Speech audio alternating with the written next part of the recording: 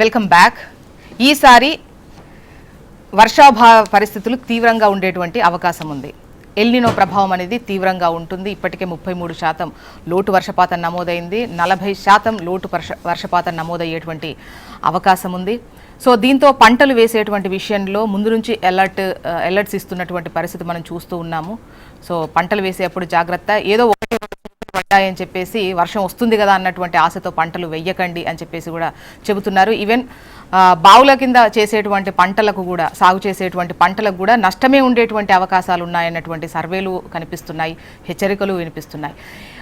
ఒకవైపు పంట అంటే దిగుబడి తగ్గితే రేపటి రోజున పరిస్థితి ఎలా ఉంటుంది, ముఖ్యంగా ధరల విషయానికి వస్తే సిచ్యువేషన్ ఎలా ఉంటుంది? ఇప్పటికే ఆల్మోస్ట్ అన్ని ధరలు పెరిగినటువంటి పరిస్థితి, ఇది అది అని తేడా లేదు, ఏ ధర చూసినా భగ్గుమంటున్నటువంటి సిచ్యువేషన్ ఉంది.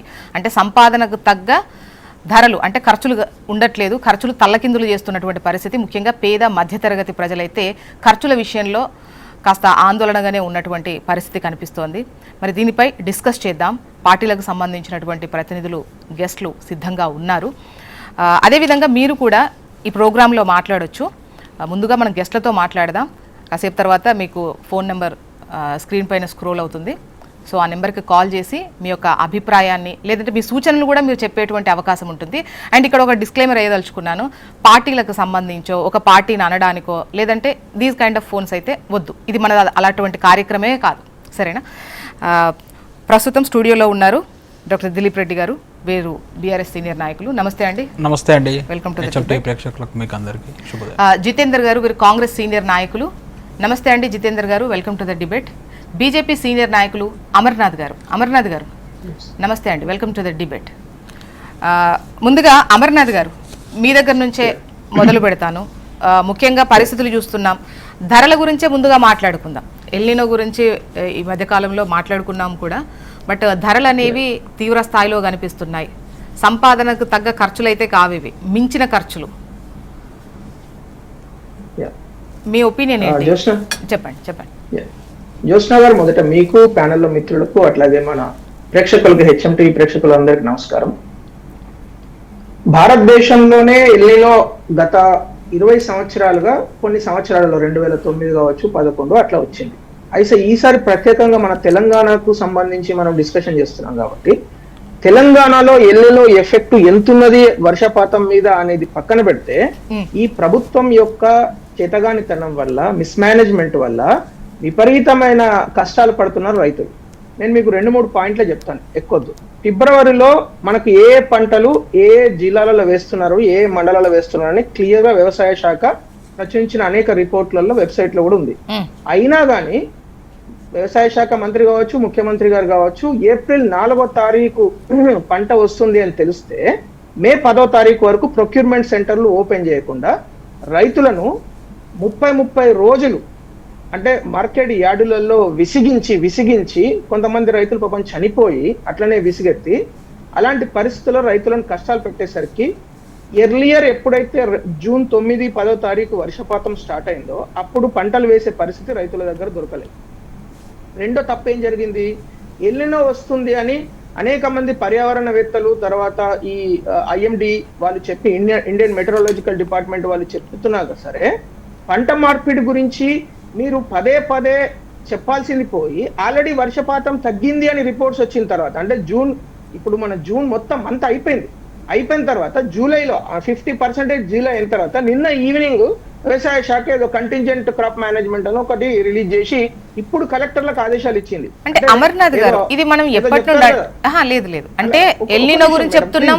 ప్రభుత్వం పలు సందర్భాల్లో, ముఖ్యంగా వ్యవసాయ శాఖ నుంచి ఏదో చినుకు పడ్డది కదా అని పంటలు వేయకండి అని చెప్పేసి పలు సమీక్షలు పెట్టి చెప్పాయి. అంటే గతంలో నేను కూడా వీటిపైన మాట్లాడంటే, ప్రభుత్వం ఒక సమీక్ష నిర్వహించడమో లేదంటే అలర్ట్స్ ఇవ్వడమో అటువంటి చేసినప్పుడు మనం చాలా సందర్భాల్లో మాట్లాడాం. అలాంటప్పుడు నిన్ననే ఇచ్చారని ఎట్లా చెప్పగలుగుతాం మనం? ఇంతకుముందు పట్టించుకోలేదు. నిన్ననే క్రాప్ మేనేజ్, నేను అక్కడ కంటింజెంట్ క్రాప్ మేనేజ్మెంట్ స్ట్రాటజీస్ 2026 అని ఇవాళ పేపర్లో ఇంత పెద్దగా ఫోటో ఇస్తే నిన్న చేశారని అనుకుంటే ఎప్పుడు అంటారు మేడం? అంటే అంతకుముందు అసలు అలర్ట్స్ ఇవ్వలేదు, పేపర్లోనే ఉంది కదా. అలా కాదు, అంటే అలర్ట్స్ ఇవ్వలేదు, ముందు చేయలేదు కాబట్టే చెప్తున్నాను కదా. అంతకుముందు చేసి ఉంటే అసలు నిన్న ఎందుకు వాళ్ళు రిలీజ్ చేయాల్సి వస్తుండే? సార్ మేడం, నన్ను 3వ పాయింట్ కూడా చెప్పనియండి, అప్పుడు మీరు ప్రశ్నించండి. 3వ పాయింట్ ఏంటంటే, చాలా కేటగారికల్ గా నేను చెప్తున్నాను, పంట మార్పిడి చేసిన రైతులను వెన్నుపోటు పొడిచింది సర్కార్. ఎందుకంటే పొద్దుతిరుగుడు పువ్వు 2 నెలలు మార్కెట్ యార్డుల్లో వెయిట్ చేశారు, తర్వాత కొన్న తర్వాత 3 నెలల నుంచి డబ్బులు లేవు. కావాలంటే నేను మీకు అడ్రస్లు చెప్తా. తోగుట మండలం, సిద్దిపేట జిల్లా, మీరు వెళ్ళి అడగండి అక్కడ. రెండో పంట వాళ్ళు మార్పిడి ఏం చేశారు, మొక్కజొన్నకు వెళ్ళారు. మొక్కజొన్న వెళ్ళింది ఎక్కడ, ఉమ్మడి ఖమ్మం జిల్లా, ఉమ్మడి మహబూబ్ నగర్ జిల్లా. అక్కడ రైతులను ఒక్కలనని అడగండి, ఇప్పుడు మీకు ఫోన్లు వస్తాయి కదా, బూతులు తిట్టకుండా నన్ను అడగండి. అక్కడ వాళ్ళు ఎంత దారుణంగా మోసపోయినారని ఫీల్ అవుతున్నారంటే, ఎందుకంటే 3 లక్షల ఎకరాలలో వేస్తే రైతులను అత్యంత దారుణంగా, ఎందుకంటే ప్రొక్యూర్మెంట్ సెంటర్లు పెట్టలేదు మే 10వ తారీఖు వరకు. వాళ్ళు దళారుల పాలిట మోసపోయి దళారులకు 1600కు 1700కు అమ్ముకొని చివరికి గవర్నమెంట్ ఏం చేసిందంటే దళారుల నుంచి 2400 కొన్నది. అంటే 2 వైపుల నుంచి మోసపోయింది రైతులే కదా. అటు దళారులకు 1600కు 1700కు అమ్ముకొని, ఇటు మన సర్కారు నుంచి దళారుల నుంచి 2400కు కొంటే మరి ఎవరికి లాభం జరిగింది మేడం ఈ ప్రభుత్వం చేయబట్టి? నేను ఆఖరణ ఒకటే మాట చెప్తాను, ఈ రాష్ట్రానికి పట్టిన ఎల్నినో రేవంత్ రెడ్డి గారు. ఎందుకంటే వారు ఈ రాష్ట్రంలో ముఖ్యమంత్రి అయినప్పటి నుంచి కూడా వ్యవసాయ శాఖ పైన ఏమాత్రం అవగాహన లేకుండా, కనీసం పంట ఎప్పుడు చేతికి వస్తుంది, ఎప్పుడు రైతులు మార్కెట్ యార్డుకు వస్తారనే బేసిక్ అవగాహన లేకుండా కూడా చాలా దారుణంగా ప్రొక్యూర్మెంట్ సెంటర్లు డిలే చేసి రైతుల పాలిట ఒక శాపంగా మారిపోయింది. ఎందుకంటే రైతుకు కావాల్సింది మేడం చాలా, ఆయన రైతు పంట పండించిన తర్వాత కరెక్ట్ సమయంలో ప్రొక్యూర్మెంట్ సెంటర్ పెట్టి కరెక్ట్ సమయంలో ధరకు కొని ఎంఎస్పీ ఏదైతే కేంద్ర ప్రభుత్వం రిలీజ్ చేస్తుందో, కేంద్ర ప్రభుత్వం డిసెంబర్ నెలలో రిలీజ్ చేస్తుంది ఏది, ఈ 12 పంటలకు 14 పంటలకు ఇది ఎంఎస్పీ అని. ఈ ఎంఎస్పీ ప్రకారం కొని ఆ డబ్బులు సరైన సమయంలో రైతు ఖాతాలోకి వేయడమే రైతు కోరుకునేది. ఇంకేం చేస్తాడు చెప్పండి రైతు? అంతకన్నా ఎక్కువ మిమ్మల్ని నుంచి ఏమీ అడుగుతలేడు కదా. ఇప్పుడు ఈ ప్రభుత్వానికి నీళ్ళు ఇచ్చే దమ్ము లేదు, ఈ ప్రభుత్వానికి పంట మార్పిడి చేస్తే కొనే పరిస్థితి లేదు, కనీసం ఎప్పుడు ఏ పంట ఎన్ని రోజులలో పండుతుందో అవగాహన కూడా లేకుండా 130 రోజులలో పంట పడుతుందని తుమ్మల నాగేశ్వరరావు గారు మాట్లాడతారు. మొక్కజొన్న 90 రోజులకే వస్తున్నదనే బేసిక్ అవగాహన ఇప్పుడు చాలా టెక్నాలజీ మారిపోయింది. 90 రోజులకు 95 రోజులకే పంట వస్తున్నది. ఇంకా 130 రోజుల ఏదో 1947లో ఉంటే ఎట్లా మేడం? వ్యవసాయ శాఖ అభివృద్ధి చెందుతున్నది, వ్యవసాయ టెక్నాలజీ వస్తున్నది, రైతుల గురించి రైతుల పంటల గురించి అవగాహన లేకుండా వ్యవసాయ శాఖ మంత్రి గారు మాట్లాడితే ఎట్లా మేడం? ఇప్పుడు ఇదంతా ఎవరికి ఎఫెక్ట్ కనబడుతున్నది? ఇదంతా అల్టిమేట్ గా ఎవరు బాధపడేది చెప్పండి? రైతుల పంట సరైన అంటే డిమాండ్ పెరిగి సప్లై తగ్గిపోయేసరికి రెండో కేటగిరీ ఎవరు? మధ్య తరగతి, దిగువ మధ్య తరగతి, ధరల పెంపుదల వల్ల వాళ్ళే కదా బాధపడేది. ఇప్పుడు పల్లీలు వేయలేదు అనుకోండి, పల్లీల ధరలు 180 రూపాయల నుంచి 250కి వెళ్తాయి కదా. ఇంతకన్నా బేసిక్ ఎకనామిక్స్ ప్రతి 5వ తరగతి పిల్లని కూడా అర్థమవుతుంది. మేనేజ్మెంట్ సరిగ్గా చేస్తే ఖచ్చితంగా ధరలు కంట్రోల్లో ఉంటాయి, అన్నదాతలు సంతోషపడతారు, వాళ్ళు లాభపడతారు, సొసైటీ లాభపడుతుంది. ఈ బేసిక్ అవగాహన ఇది కూడా తెలియకుండా మరి రాజ్యం ప్రజాపాలన. మళ్ళీ అమర్నాథ్ గారు మళ్ళీ మీ వాయిస్ తీసుకుంటా ప్లీజ్. దిలీప్ రెడ్డి గారు గుడ్ మార్నింగ్, చెప్పండి మీ ఒపీనియన్ ఏంటి? అయితే కేంద్ర జలశక్తి శాఖ నిన్న ఒక రివ్యూ పెట్టుకొని ఒక రిపోర్ట్ ఇచ్చింది. ఈ దేశంలోనే అత్యంత తక్కువ వర్షపాతం నమోదైంది, అత్యంత తక్కువ నీటి నిల్వలు ఉన్న రాష్ట్రం ఏదన్నా ఉన్నదంటే తెలంగాణ మాత్రమే అని చెప్పేసి. అంటే మనం ఎంత క్లిష్ట పరిస్థితుల్లో ఉన్నామని చెప్పేసి మనకు అర్థమవుతూ ఉన్నది. అంటే ఈ దేశంలోనే అత్యంత తక్కువ వర్షపాతం నమోదైంది అంటే మనం ఎంత జాగ్రత్తగా ఉండాలి, మనకున్నటువంటి నీటి వనరులను ఏ విధంగా ఉపయోగించుకోవాలి, మనకున్నటువంటి సోర్సెస్ ఎట్లా ఉపయోగించుకోవాలి. కానీ సీఎం రేవంత్ రెడ్డి గారు ఏం చేస్తూ ఉన్నారంటే బేసిజాలకు పోయి కనేపల్లిలో 93.5 మీటర్స్ హైట్కి వస్తే అక్కడ మోటార్ లాంచ్ చేసి లిఫ్ట్ చేసుకోవచ్చు. అరే కాళేశ్వరం మేము కూలిపోయిందని చెప్పినాం కదా, మేము ఎన్నికల్లో అదే ప్రచారం చేసి గెలిచినాం కదా, దొంగ ప్రచారం చేసి. ఈరోజు మేము అక్కడే మోటార్ లాంచ్ చేస్తే అరే కూలిపోలేదు రాబాయ్ నీళ్ళు వస్తున్నాయని చెప్పి అంటారని చెప్పి తను కేవలం తన పంతానికి పోయి ఈరోజు రైతులకు అన్యాయం చేస్తూ ఉన్నారు. ఆ దయచేసి రేవంత్ రెడ్డి గారికి రైతుల పక్షాన, ఈ రాష్ట్ర ప్రజల పక్షాన మీరు వచ్చి నుంచి ఒక్క ప్రాజెక్ట్ కట్టింది లేదు, మీరు వచ్చి ఒక ఎకరానికి కొత్తగా నీళ్ళు ఇచ్చింది లేదు. కనీసం ఆనాడు బీఆర్ఎస్ ప్రభుత్వం చేసినటువంటి ప్రాజెక్టులను, నాడు ఉన్నటువంటి సోర్సెస్ను ఈరోజు మీకు చేతిలో పెట్టిర్రు. వాటిని మోటారు ఒక స్విచ్ ఆన్ చేస్తే నీళ్ళు వస్తాయి. దయచేసి ఈ రాష్ట్రానికి ఏంటంటే మంచి జరగాలని చెప్తా ఉన్నాం. మేమేదో రాజకీయం కోసమో ఈ పార్టీ ఆ పార్టీ అని కాదు. ఈరోజు రైతులు ఎట్లా బాధపడుతూ ఉన్నారు, ఈరోజు నార్లన్నీ ముదిరిపోయినాయి. ఇప్పుడు కొందరు రైతులు ఏం మాట్లాడుతూ ఉన్నారంటే యూరియా అనేది ఇప్పుడు అవసరపడతలేదు, ఇప్పుడు యూరియా గురించి లొల్లైతలేదు, ఎందుకంటే ఒరేస్తేనే కదా యూరియా పట్టేది. అంటే నార్లు అక్కడ ముదిరిపోతున్నా కానీ ఇక్కడ ఎవరు కూడా ఒరేస్తలేరు, అంటే నీళ్ళు లేవు కాబట్టి ఒరేస్తలేము. ఇంకా ఒక కంటిన్యూ. అయితే కేంద్ర జలశక్తి శాఖ ఆల్రెడీ తమరు డిస్కస్ చేసినట్టు అత్యంత తక్కువ వర్షపాతం ఇక్కడే నమోదవుతుంది, అత్యంత తక్కువ నీటి నిల్వలు ఉన్నాయి, అంతా మనం బ్రేక్ ముందు డిస్కస్ చేసినాం. ఇప్పుడు నేను చెప్పబోయేది ఏంటంటే అసలు ప్రభుత్వం నేను రివ్యూ పెట్టుకొని ఇంకొక విషయం చెప్పింది, సాగునీటికి నీళ్ళు ఇవ్వద్దు, ఇప్పుడున్న నీళ్లు కేవలం తాగునీటికి మాత్రమే సరిపోతాయి. ఈ రాష్ట్రంలో ఇప్పటి వరకు ఉన్నది కేవలం 41 టీఎంసీల నీటి లభ్యత మాత్రమే ఉన్నది.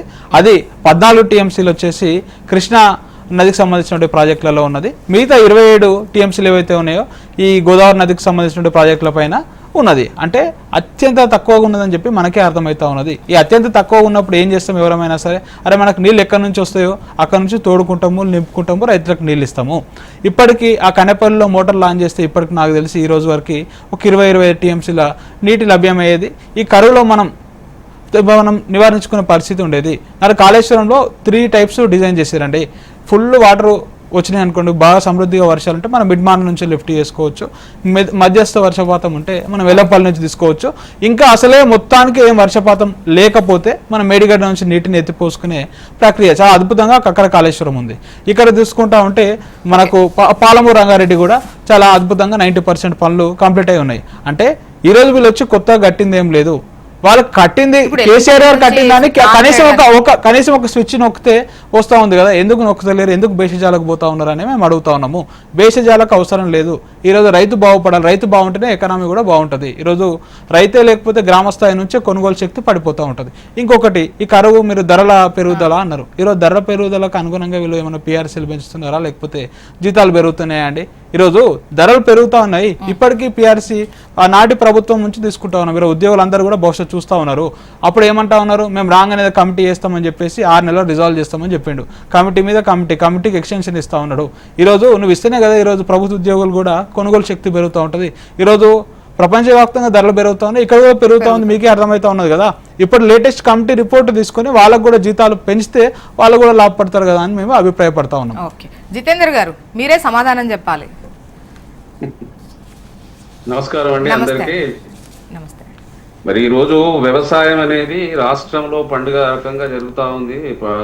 మరి ఈరోజు చూస్తే 150 లక్షల కోట్లు 150 లక్షల టన్నుల మనము ఈరోజు వడ్లను కొన్నాము. మరి అదేవిధంగా 35.337 కోట్ల రూపాయలు ఈరోజు రాష్ట్ర ప్రభుత్వం రైతుల సంక్షేమం కోసం వేయడం జరిగింది. మరి అదేవిధంగా సన్న బియ్యం ఇస్తున్నాము.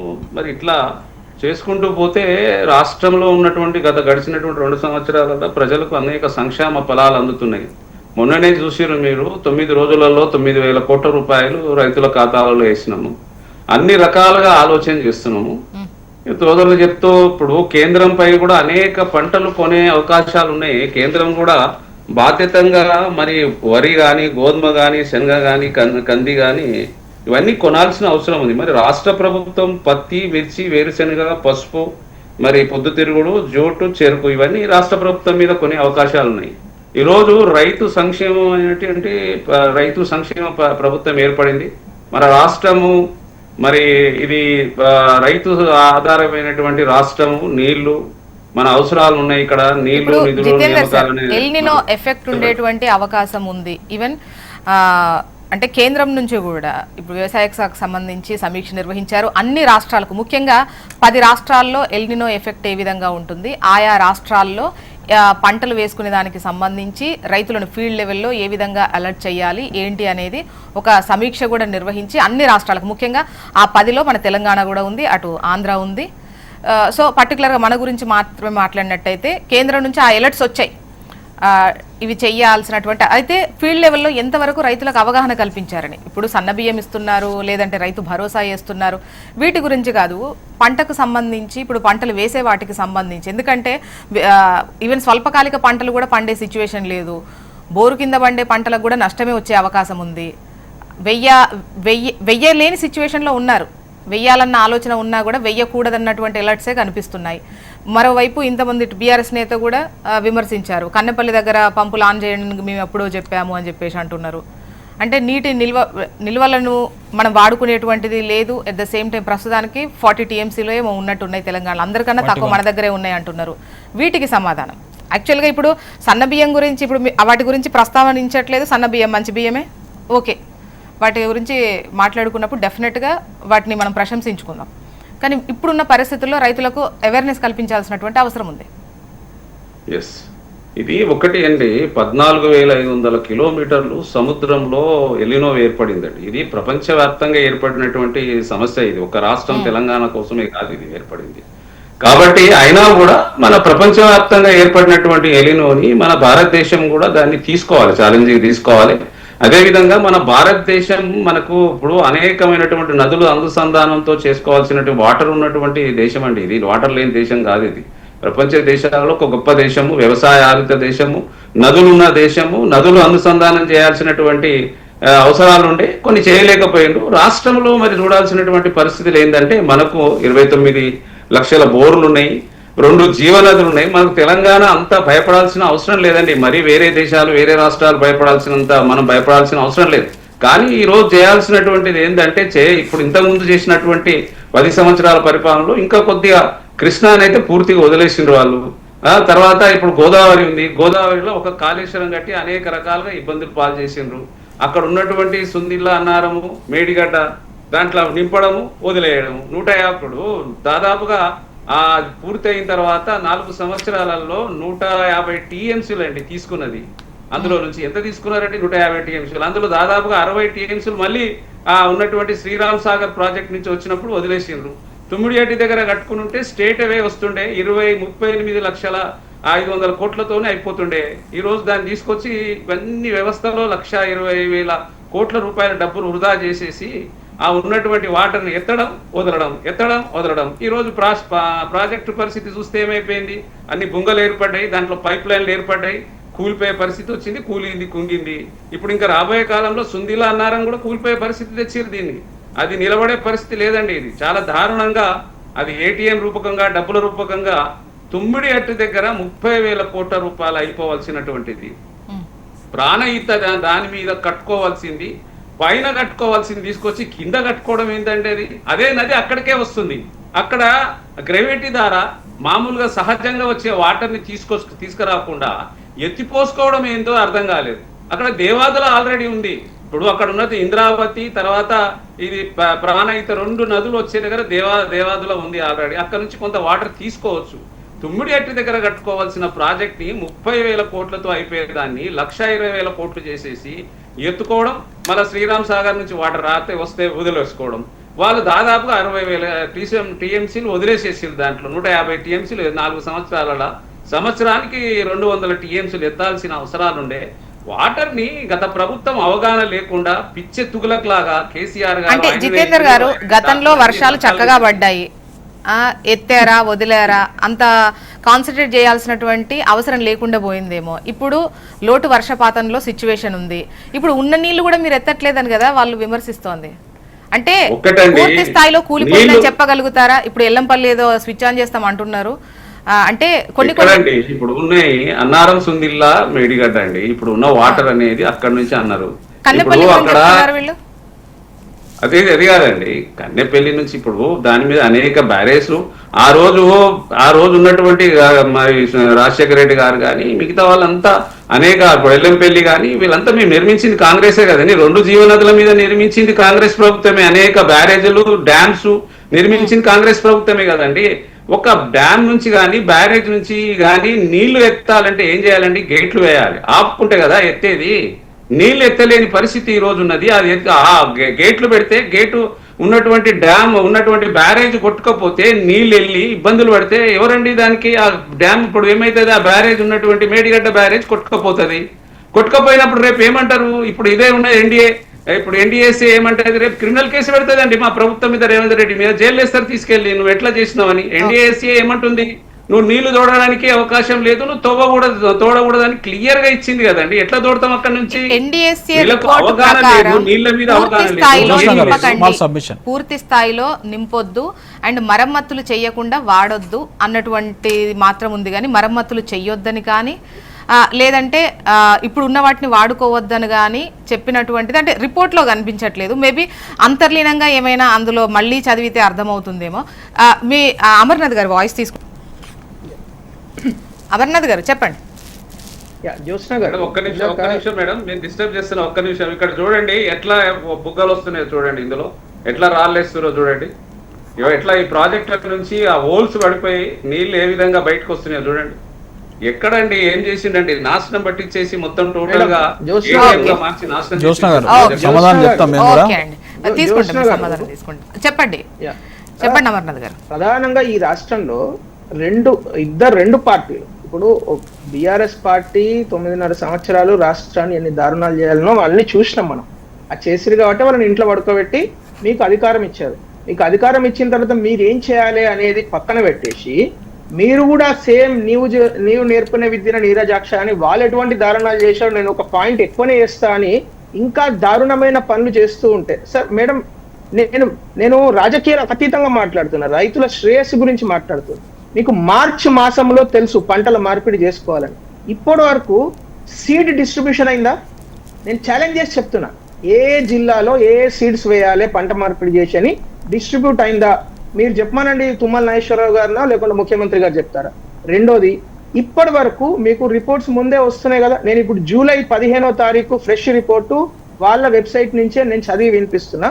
12,56,000 ఎకరాలలో ఈ పాటికే పంట వేసి ఉండాలి, కానీ కేవలం 10,20,000 ఎకరాలలో మాత్రమే వెంట 2,36,000 ఎకరాలలో ఇంకా పంట వేయడానికి రైతులు వెయిట్ చేస్తున్నారు. మీకు దమ్ముంటే ఆ జిల్లాలలో పంట మార్పిడి ఏది? ఇప్పుడు బుక్కులు రిలీజ్ చేయడం కాదు మేడం, మీడియాలో బుక్కులు రిలీజ్ చేస్తే ఏమొస్తుంది? ఇప్పుడు కంది వేయండి, ఇంకొకటి వేయండి, పొద్దుతిరుగుడు వేయండి ఆయన చెప్పడం కాదు కదా. ఆ సీడ్స్ మరి డిస్ట్రిబ్యూట్ అవుతున్నాయా లేవా అనేది కూడా చూడాల్సిన బాధ్యత ఈ ముఖ్యమంత్రి గారికి లేకుండా ప్రభుత్వానికి ఉంది కదా. ఇప్పటివరకు సీడ్స్ వెళ్ళలేదు అక్కడికి. మీరు రైతుల ఫోన్లు తీసుకోండి, మీరు వాళ్ళే చెప్తారు. నేను చెప్పేది ఏది కూడా అబద్ధం కాదు. ప్రతి విషయం రైతుల నుంచి వచ్చిన ఫీడ్బ్యాక్ నే నేను మీకు చెప్తున్నా. నేను మండలాల వారీగా తీసుకుంటున్న ఫీడ్బ్యాక్. నేను ఇందాక చెప్పాను. కాలర్ ఉన్నారండి, కొమరయ్య గారు కరీంనగర్ నుంచి చేస్తున్నారు. ఒక్కసారి తీసుకోండి మేడం, తీసుకోండి. కొమరయ్య గారు నమస్కారం మేడం. నమస్తే. నమస్తే అండి, మాట్లాడండి. ఎన్ని రోజులు ఈ డిబేట్లు కాయలు ఇవ్వకుండా ఇవన్నీ రోజులు మేడం. అర్థం కాలేదండి, మళ్ళీ ఒకసారి చెప్పారా? ఇప్పుడు ఈ డిబేట్లు అన్ని ఛానల్లో డిబేట్లు పెడతారు. ఎలినో గురించి పెడతారు, కాళేశ్వరం గురించి పెడతారు. అది ఏదైనా కొనికొచ్చే ప్రయోగం ఉన్నదా? మీరు చెప్పండి ఎట్లా మరి దీనికి పరిష్కారం ఏంటంటారు? ఏమండి ఇప్పుడు కాళేశ్వరం నుంచి నీళ్ళు అయిపోతుంది కదా, ఇవ్వడానికి రాదంటున్నారు. కాదనా? ఇప్పుడు అట్లా కాదు మేడం.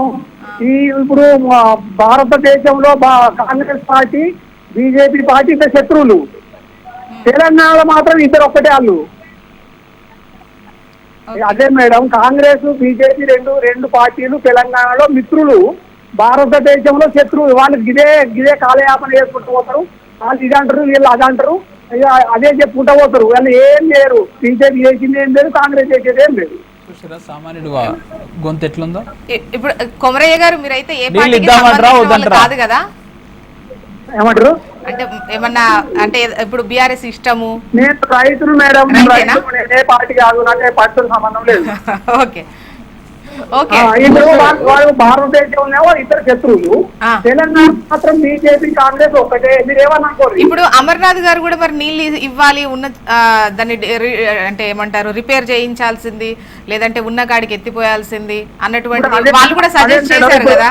అప్పుడు అమర్నాథ్ గారు 8వ తారీఖు మా వాయిస్ తీసుకోండి. ఇప్పుడు అదే ఒక నిమిషం మేడం. ఇప్పుడు బ్యారేజీని గేట్లు ఎవరు మూసిపెట్టలేరు. ఉన్న నీళ్ళని దోడి ఇది వరకు ఇస్తే ఆ నీళ్ళతోటి మొత్తం రైతులంతా నారు పోస్తున్నారు, అంతా నాట్లేస్తున్నారు. ఓకే అమర్నాథ్ గారు. ఓకే ఓకే అండి కొమరయ్య గారు, థ్యాంక్ యూ సో మచ్. చెప్పండి అమర్నాథ్ గారు. కొమరయ్య గారు ఒక ఇంపార్టెంట్ పాయింట్ చెప్పారు. ఏంటంటే మీరు ఉన్న నీళ్లను ఎందుకు తోడట్లేదు? ఇది ఒక ప్రశ్న. ఇది ప్రతి రైతు తెలంగాణలో అడుగుతున్న ప్రశ్న. దేవాదుల జూలై 8వ తారీఖు సిఈ సుధీర్ గారు ప్రెస్ మీట్ పెట్టి 16 టీఎంసీలు నేను లిఫ్ట్ చేసి 16 జలాశయాలు నింపుతున్నాం మేము అని వారు ప్రెస్ మీట్ పెట్టి చెప్పడం జరిగింది. మరి ఇప్పటి వరకు ఎన్ని జలాశయాలు నింపారు వరంగల్ ఏరియాలో అనేది మనకు తెలుస్తున్నాయి. ఏ జలాశయం కూడా నింపలేదు. రైట్? అంటే ఎవ్రీడే 0.5 టీఎంసీ లిఫ్ట్ చేస్తా అని వారు ఆ రోజు ప్రెస్ మీట్ పెట్టి చెప్పారు. రెండో విషయం చెప్తున్నా, ఎల్లంపల్లి నుంచి ఈ రోజు కూడా లిఫ్ట్ చేయమని అడుగుతున్నాం మేము. మీరు ఎల్లంపల్లి నుంచి లిఫ్ట్ చేసే సాధ్యం ఉన్నది, దేవాదుల నుంచి లిఫ్ట్ చేసే సాధ్యం ఉన్నది. మీరు రైతులకు, తెలంగాణ రైతులకు నీళ్లు వారియండి అంటే రేవంత్ రెడ్డి గారు ఆంధ్ర రైతులకు నీళ్లు వారించేందుకు నీళ్లు పంపిస్తున్నాడు. ఆయన చాలా క్లియర్ గా కనబడుతున్నది. తెలంగాణ రైతులకు నీళ్లు పారించాలంటే ఇక్కడ ఉన్న జలాశయాలు నింపాలి, లిఫ్ట్ చేయాలి. దేవాదుల నుంచి లిఫ్ట్ చేయొచ్చు, ఎల్లంపల్లి నుంచి లిఫ్ట్ చేయొచ్చు, వచ్చే వరద నుంచి లిఫ్ట్ చేయొచ్చు.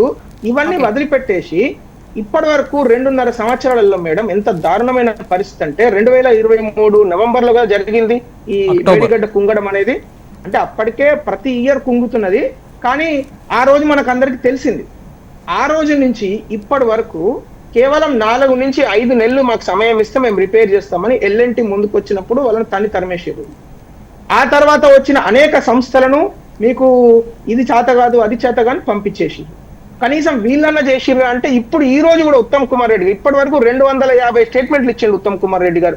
అతి త్వరలో మేము దాన్ని రిపేర్ చేయబోతున్నాం. అతి త్వరలో ఎప్పుడు వస్తుంది అనేది రైతులకు కానీ మాకు కానీ అర్థమైతలేదు. నేను ఒకటే మాట చెప్పి కంక్లూడ్ చేస్తాను జ్యోత్స్న గారు, ఈ ప్రభుత్వానికి నిజంగా రైతుల మీద ఏ ఒక పర్సెంటేజ్ ప్రేమ ఉన్నా కూడా ఈ పాటికే ఆ మేడిగడ్డను మిగతా సుందిల్ల అన్నారము మూడింటిని రిపేర్ చేసి దాన్ని తెలంగాణ రైతులకు అక్కడికి వచ్చేటట్టు చేస్తుండే. కానీ వీళ్ళకి చిత్తశుద్ధి లేదు. On the other hand BRS party ఏంది మరమ్మతుల గురించి రిపేర్ల గురించి డిమాండ్ చేయదు. ఎందుకు డిమాండ్ చేయదు? రిపేర్ల గురించి మరమ్మతుల గురించి డిమాండ్ చేస్తే అది కూలిపోయిందని రిజిస్టర్ అవుతుంది పబ్లిక్ మెమరీలో. అందు గురించి వాళ్ళు అసలు మరమ్మతుల గురించి మాట్లాడరు. ఆయన కన్నపల్లి దగ్గరకు వస్తాడు, ఎవరు కేటీఆర్ గారు. అరే దమ్ముంటే మీరు డైరెక్ట్ గా బాజాప్తా ఎస్ ఇది మరమ్మతులు జరగాలి ఇది కూలిపోయింది అని చెప్పండి. చెప్పారు కదా దాని గురించి సమయం సరిపోదు. దిలీప్ రెడ్డి గారు, జ్యోత్స్న గారు, ఇప్పుడు ఇద్దరి పార్టీ ప్రతినిధులకు నేను సమాధానం చెప్తా. ఫస్ట్ జితేందర్ గారు చేసినటువంటి ఆరోపణలు వాటికి సమాధానం చూస్తాం. అసలు ఇంత భయపడి నీళ్లు లేవని చెప్పేసి కేంద్రం చెప్తా ఉంటే భయపడాల్సిన అవసరం లేదని చెప్పేసి జితేందర్ గారు చెప్తా ఉన్నారు. అంటే వీళ్ళ అనుభవ రాహిత్యమో అవగాహన రాహిత్యం మనకు అర్థమవుతూ ఉన్నది. అసలుగా పైన ఘట్టాలుగా ప్రాజెక్టు కిందికి వస్తూ ఉంటే పైన నీటి లభ్యత ఎంత, కింద నీటి లభ్యత ఎంత? అప్పుడు మీరు తీసుకున్నటువంటి ప్రాణహిత చేవెళ్ల ప్రాజెక్టులో నీటి లభ్యత మీరు అనుకున్నదే, మీరు చెప్పింది, అప్పుడు మీరే కదా వ్యాప్కోస్ చేసిన సర్వే, అదే వ్యాప్కోస్ చెప్పింది ఎంత, 160 టీఎంసీ లభ్యత అక్కడ ఉన్నదన్నారు. కాకపోతే అక్కడ పక్కకు ఉన్నటువంటి మహారాష్ట్ర, అప్పుడు మీ కాంగ్రెస్ ఉన్నా, ఇక్కడ అప్పుడు నాటి సమైక్య రాష్ట్రంలో కాంగ్రెస్ ఉన్నా, కేంద్రంలో కాంగ్రెస్ ప్రభుత్వం ఉన్నా కానీ ఒక్కనాడు అనుమతులు తీసుకురాలేరు. అదే సేమ్ వ్యాప్కోస్ మాకు సర్వే చేసింది, ఎక్కడైతే 240 టీఎంసీల నీటి లభ్యత ఉంటుందో అక్కడ మేము మేడిగడ్డను నిర్మించి అక్కడ నుంచి మేము నీళ్లు చేస్తూ ఉన్నాము. అంటే ప్రజలకు నీరు ఎక్కడ ఎక్కువ లభ్యమవుతుందో అక్కడ నుంచి మేము తీసుకుంటా ఉన్నాము. అదొకటి. ఇంకొకటి ఆరోపణలు చేస్తూ ఉంటే 30,000 కోట్లతో అయిపోయే ప్రాజెక్టును ఇన్ని కోట్లకు తీసుకొచ్చిండు అంటా ఉన్నాడు. సోదరా, మీరు ఫస్ట్ 2007లో మొదలుపెట్టినప్పుడు 17,875 కోట్లు. అసలు వీళ్ళు ఎక్కడ ప్రాజెక్టు కట్టింది లేదు, ఎక్కడ రిజర్వాయర్ కట్టింది లేదు, ఎక్కడ ఏం చేసింది లేదు. చేయకముందే మొబిలైజేషన్ అడ్వాన్సులు ఇచ్చి ఈరోజు కాంట్రాక్టర్లకు ఇచ్చారీతిని ఇచ్చేసి మళ్ళీ నెక్స్ట్ ఏం చేసిరంటే 2014 తెలంగాణ రాష్ట్రం ఏర్పడే వరకు ఆ సవరించిన లెక్కలు ఏముంటాయంటే స్టార్టింగ్ 17,875 కోట్లుంటే వీళ్ళు దిగిపోయే నాటికి అంటే 36,257 కోట్లకు పెంచారు. సోదరం 30,000 కోట్లు కాదు, నాడు మీ కాంగ్రెస్ ఉన్నప్పుడే 36,257 కోట్లకు తీసుకొస్తా ఉన్నారని చెప్పి చెప్తా ఉన్నాము. అంటే వీళ్ళు ఏం చేయకుండానే అంత పెరిగింది. ఇంకొకటి పాలమూరు ప్రాజెక్టులో ఏం చేయలే అంటా ఉన్నాడు. పాలమూరు ప్రాజెక్టులో ఏం చేయకపోతే 90% పనులు మేము చేసినాం కదా. నాడు కేసీఆర్ గారు ఆల్రెడీ ఒక వెటరన్ చేసిరు కదా, మొన్న అక్కడ నుంచే మీరు నీళ్ళు వదిలేరు కదా. మన మోటార్ లాంచ్ చేసింది ఎక్కడ? పాలమూరు రంగారెడ్డిలో భాగంగా కాదా? అదే నెక్స్ట్ వస్తా. ఇప్పుడు కాంగ్రెస్ అయిపోయింది, నెక్స్ట్ వీళ్ళ దగ్గరకు వస్తా. అమర్నాథ్ గారు చెప్తా ఉంటారు, ఏం చెప్తా ఉంటారు రిపేర్ల గురించి. రిపేర్లు చేయమని చెప్పింది ఫస్ట్ నుంచి డిమాండ్ చేస్తా ఉన్నది బీఆర్ఎస్ మాత్రమే. ఎందుకంటే ప్రజలు కూడా అర్థం చేసుకుంటా ఉన్నారు. ఈ రోజు రిపేర్లు చేస్తే వాళ్ళ మిత్రులకు ఎక్కడైతే వాళ్ళకి ఏంటంటే రైతులకు నీళ్ళు వస్తే వీళ్ళకి మళ్ళీ అరే కేసీఆర్ కనబడతాడు, అరే రైతులకు నీళ్ళు వస్తే మళ్ళీ కేసీఆర్ గుర్తొస్తాడు, వాళ్ళు మాత్రమే అడుగుంటా ఉన్నారు. రఘు గారు ఖమ్మం నుంచి కాల్ చేస్తున్నారు. నమస్తే అండి రఘు గారు. మేడం నమస్తే. మేడం నమస్తే, చెప్పండి సార్. మేడం ఇందాక అమర్నాథ్ గారు మొక్కజొన్న గురించి మాట్లాడారు మేడం. 90 రోజుల్లో పంట వస్తుందండి, 90 రోజుల్లో పచ్చికంకి వస్తుంది, గింజలు రావు మేడం. ప్లస్ ఏంటంటే రైతుల దగ్గర కొనలేదు రాష్ట్ర ప్రభుత్వం. ఆ మొక్కజొన్న కొనాల్సింది సెంట్రల్ గవర్నమెంట్ కొనాలి మేడం. చెప్పిరండి సెంట్రల్ గవర్నమెంట్ కొనాలని. మార్కెట్ ఉంటది, టీజీ మార్కెట్, తెలంగాణ రాష్ట్ర మార్కెట్ ఉంటది. సార్ మీరు దయచేసి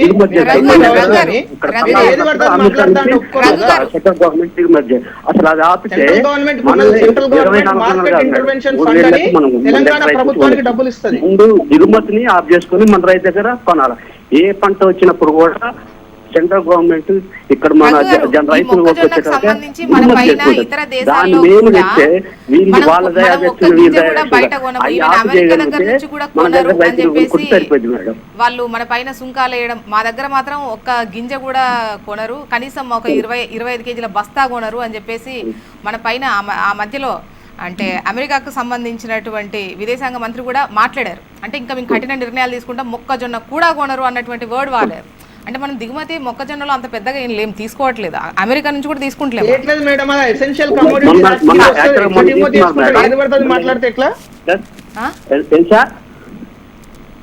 రఘు గారు అర్థం కాల. ఎసెన్షియల్ కమోడిటీస్ యాక్ట్ అని ఒకటి ఉంది 1955 భారతదేశంలో, దాని ప్రకారము ఇంపోర్ట్ చేయరు. అవును, మొన్నది మొక్కజొన్న దిగుమతి చేసుకున్నారు. ఆ దిగుమతి వల్ల మన దగ్గర రైతులు కూడా కొంత ఇబ్బంది పడ్డారు. రఘు గారు అది ఒకసారి క్రాస్ చెక్ చేద్దాం, ఎందుకంటే కొంచెం దాని గురించి మనం చూడాలి. అంటే అవి ఆ లెక్కలను క్లియర్గా చూసినప్పుడే ఏంటి అనేది మనకు ఒక క్లారిటీ వస్తుంది. జితేందర్ గారు చిన్నది జితేందర్ గారికి సమయం సరిపోదు, ఓన్లీ 2 minutes. జితేందర్ గారు మాట్లాడండి, కన్క్లూడింగ్ మీతోనే చేస్తాం. బీజేపీకి సమాధానం చెప్పలేదు. చెప్పారు. ఒకటండి. హలో చెప్పండి జితేందర్ గారు.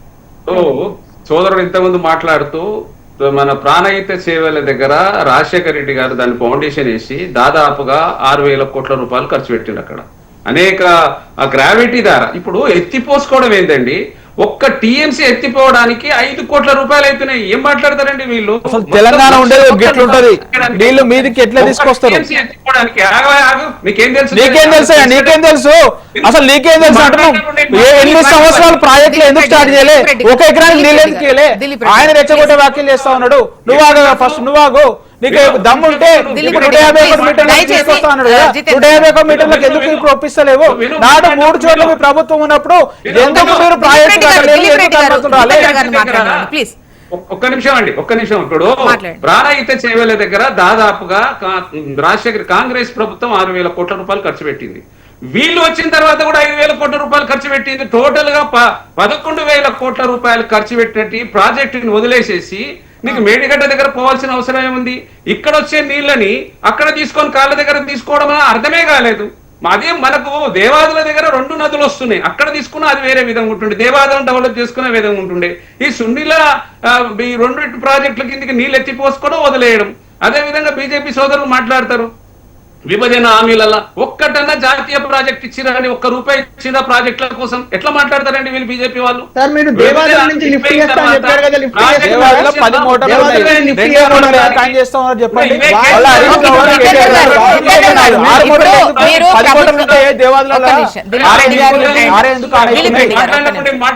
జితేందర్ గారు మీరు ప్రభుత్వంలో ఉన్నారు, అందరూ మిమ్మల్ని అడుగుతారు, అందరూ మిమ్మల్ని ప్రశ్నిస్తారు. ఇక్కడ నీళ్ళు ఇమ్మంటున్నారు, మీరు దేవాదుల నుంచి ఎత్తిపోస్తానంటున్నారు కదా, అండ్ ఎల్లంపల్లి కూడా స్విచ్ ఆన్ చేస్తామని చెప్పేసి అంటున్నారు. సో అవి ఇక్కడ ఎల్నినో ఎఫెక్ట్ తోని ప్రజలు కాస్త ఆందోళనలో ఉన్నారు.